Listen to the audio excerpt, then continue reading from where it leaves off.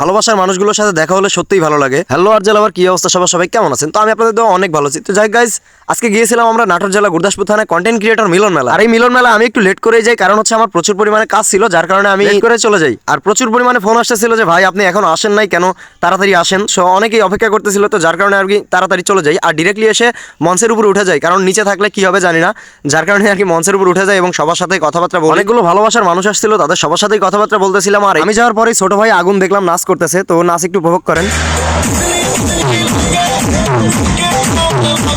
নাচ উপভোগ করতে করতে কিছু ভালোবাসার মানুষজন আসলো সেলফি ওঠার জন্য, এবং তাদের সাথে সেলফি উঠলাম, প্লাস তাদের সাথে একটু সময় দিলাম। দেন ওইখান থেকে সময় দিয়ে আমি ডিরেক্টলি চলে আসলাম একটু সাইডে। আর সাইডে আসার পরে অনেকেই ছিল এখানে, সবার সাথে কথাবার্তা বললাম। তো যাই হোক, তারপরে চলে আসলো আমাদের কাঙ্ক্ষিত সেই বাবুল ভাই। বাবুল ভাই আসার পরে বাবুল ভাই কিছু কথাবার্তা বললো। দেন নাটোরের সকল কন্টেন্ট ক্রিয়েটর একই জায়গায় ছিল, আর সবার কাছেই খুবই একটা আনন্দের দিন ছিল, কারণ হচ্ছে সকল কন্টেন্ট ক্রিয়েটর কখনোই একত্রিত হওয়া যায় না, কারণ এইরকম মিলন মেলা না দিলে। তো যাই হোক, সবার সাথে কথাবার্তা বলে দেন ওইখান থেকে চলে আসলাম আমরা সাইডে আসার পরে সাদ্দাম ভাই এবং বুলবুল ভাই আসছিল, তাদের সাথে একটু সময় দিলাম, তাদেরকে নিয়ে আর কি জিলাপি খাওয়ার জন্য চলে গেলাম।